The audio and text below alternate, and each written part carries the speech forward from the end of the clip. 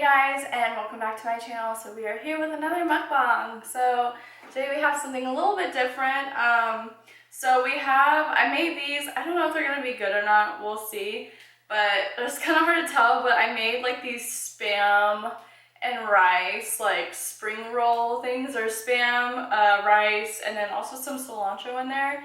And then I made like a dipping sauce for it. It's just soy sauce and then like the garlic chili spicy sauce. It's not like the sriracha but the other one, and then I put the leftover cilantro in here too.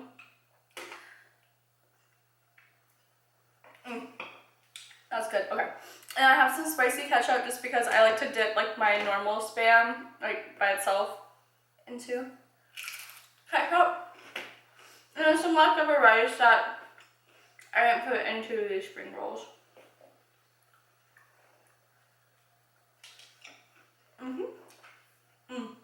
So good. Let's see how much of this I can eat because I'm really not that hungry. I really should have just gone to the gym first and worked out and then did this, and I probably would have had more of an appetite, but it's fine.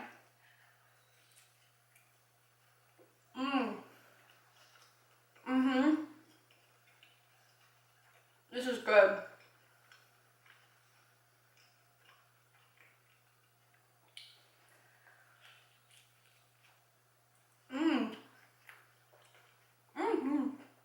That's real good. So today's case is about a jealous ex. Her name is Barbara Dalton.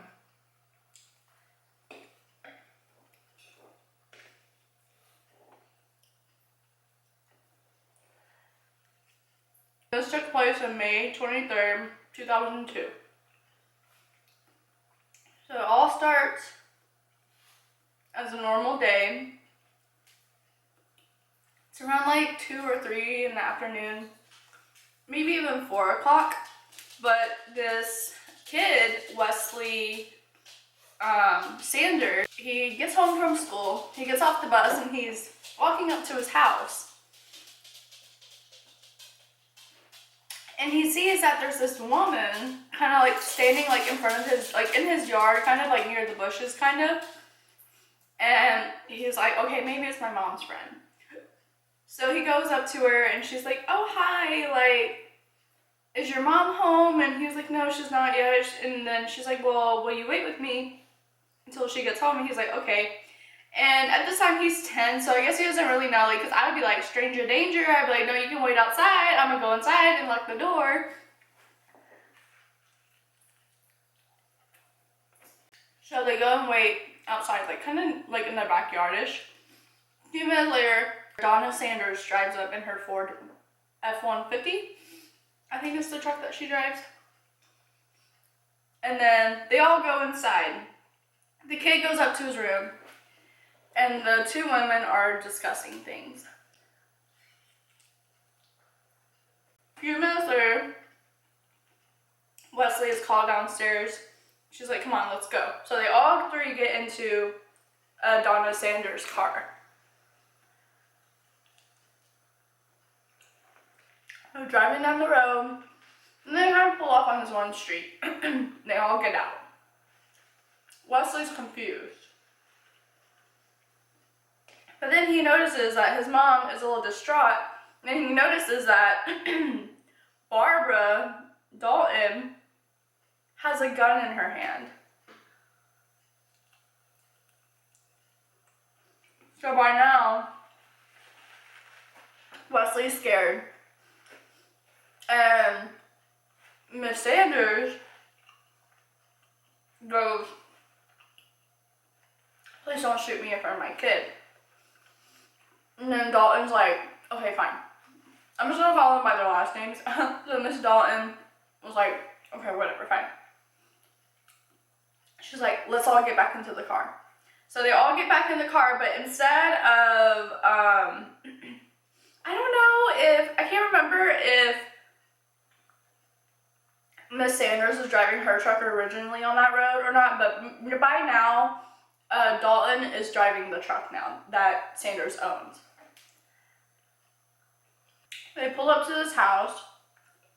Sanders and her kid does not know anything about. They get out. And there's a few cars in the driveway too. And they all get out. They go inside. Turns out it is Miss Dalton's son's house. And her son's name is Dean.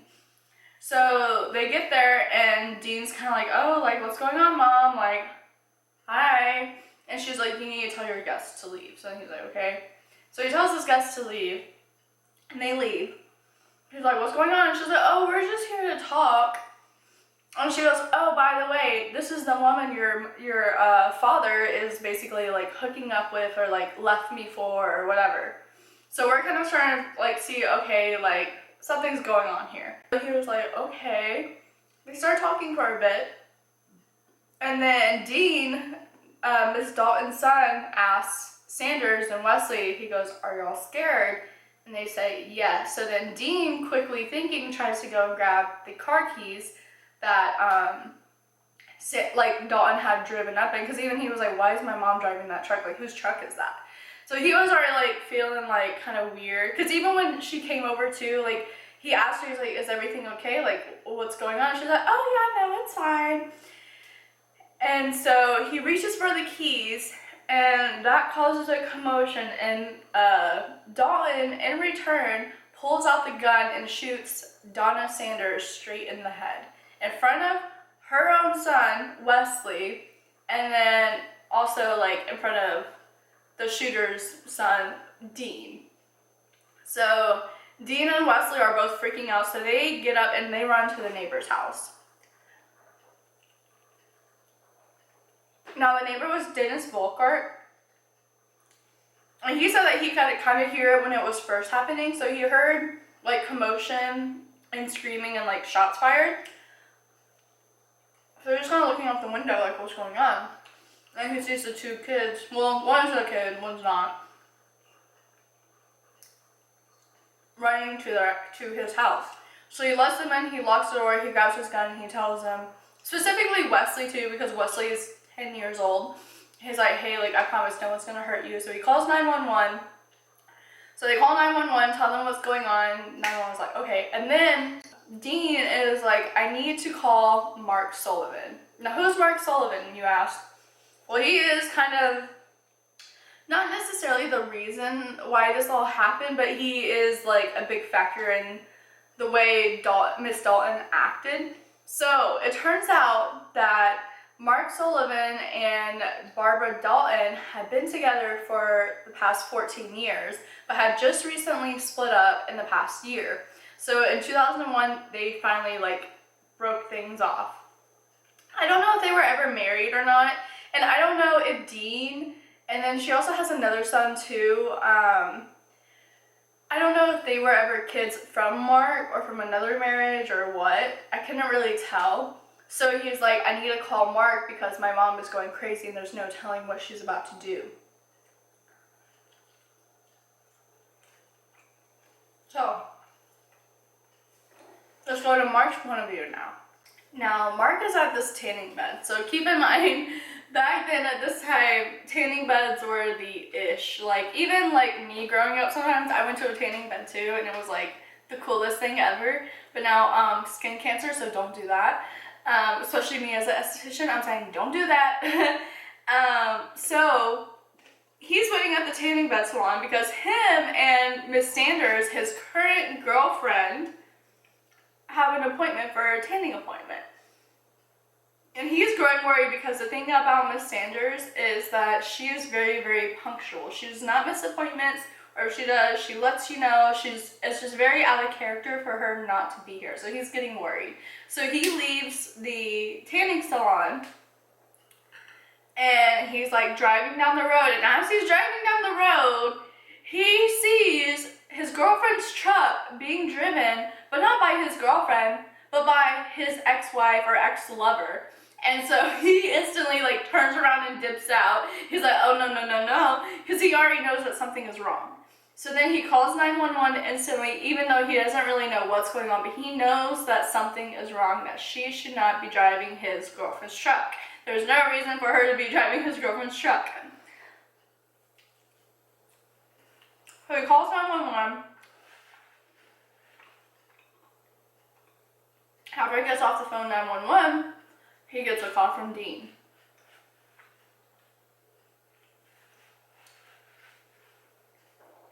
Dean tells him everything.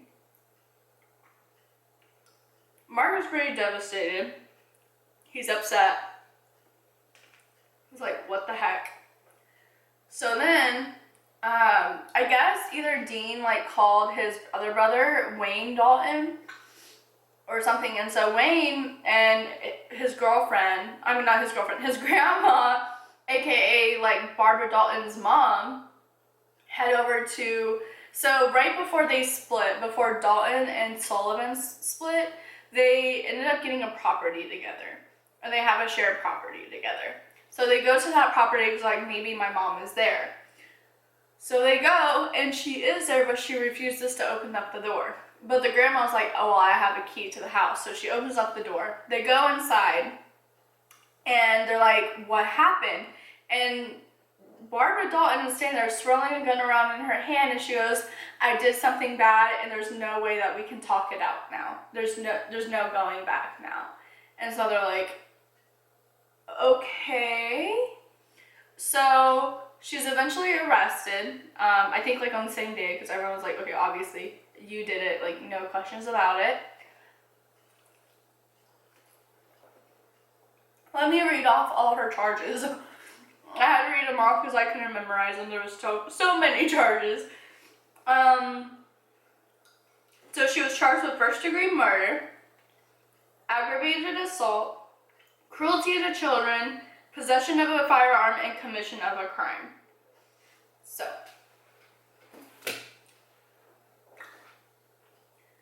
court comes around, or trial comes around, I believe it's now 2003. So she's been like held in prison since then. And they basically sentenced her to life without parole with the possibility of being eligible for the death penalty.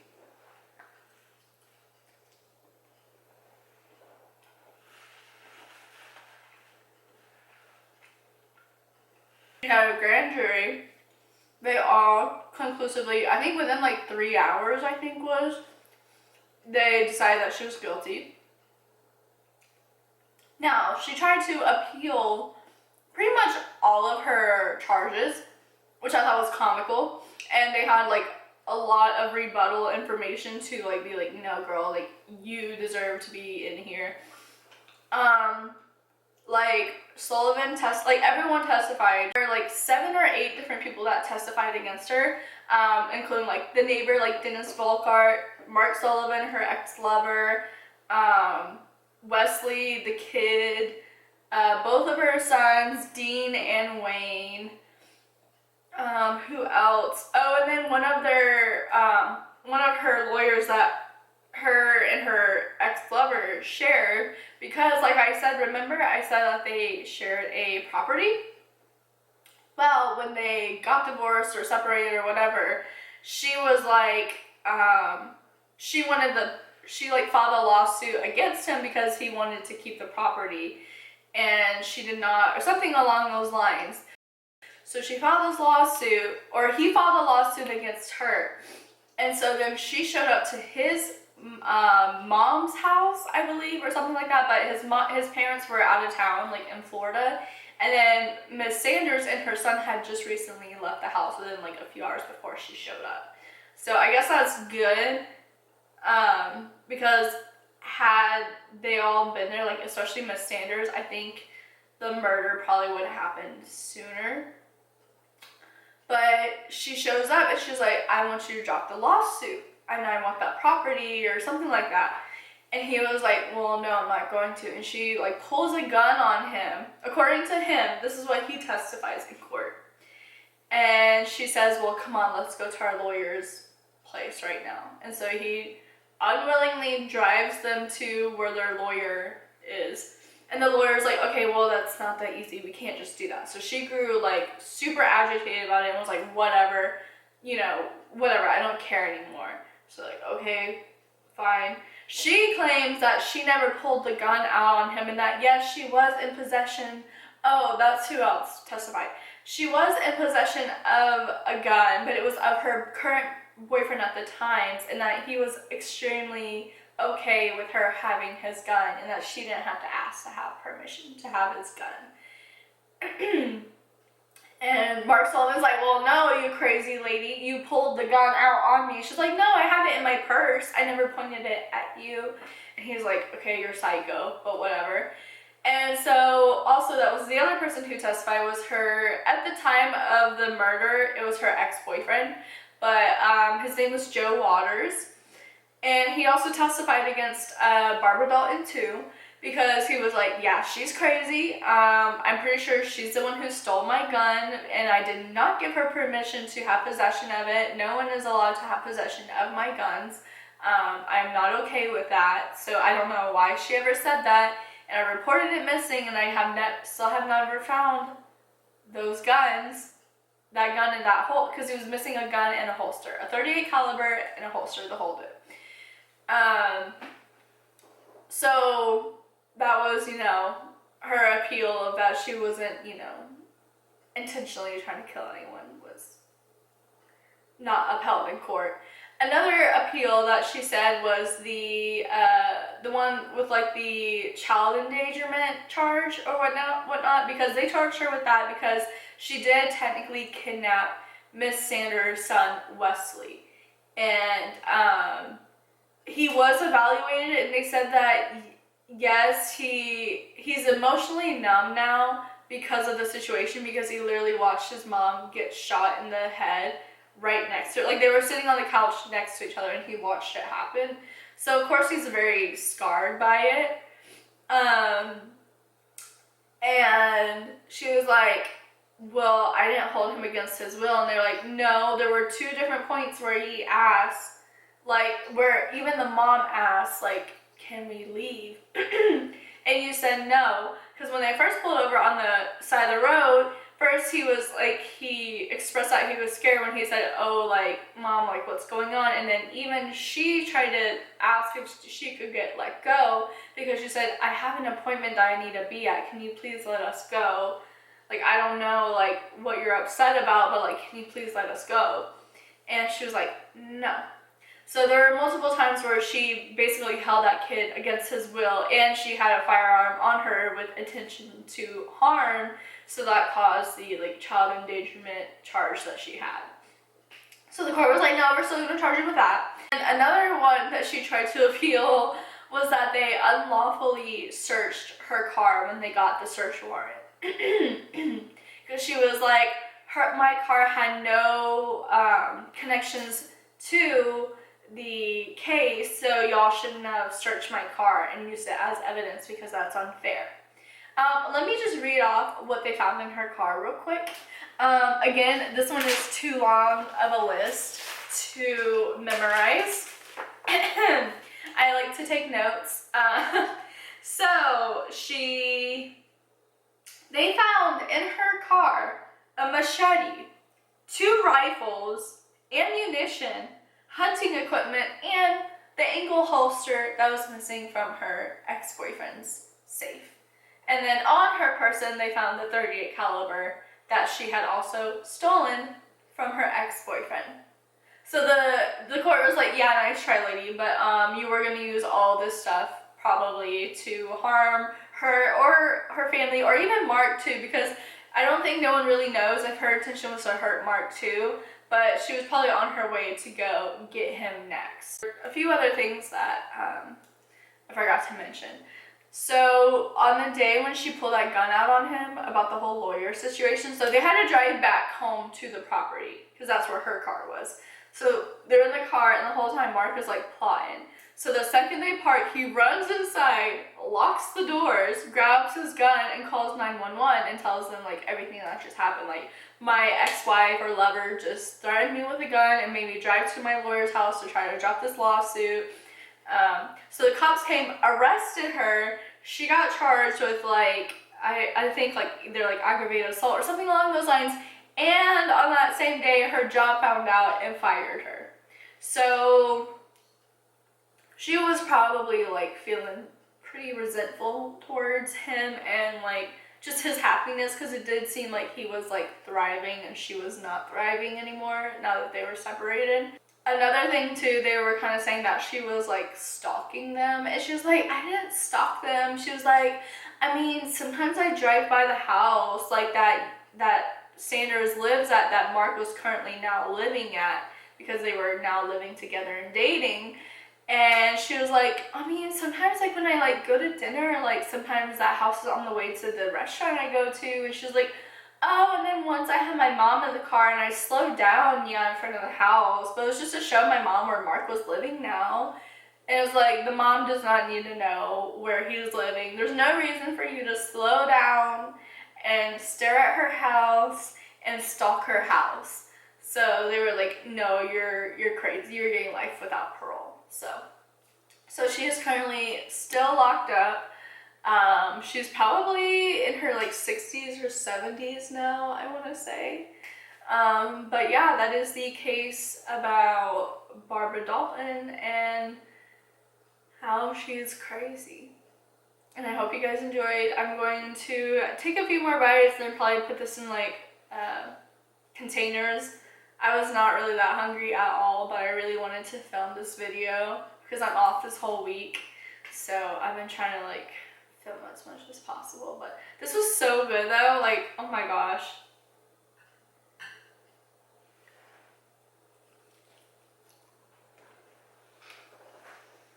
See you on the next video. Bye.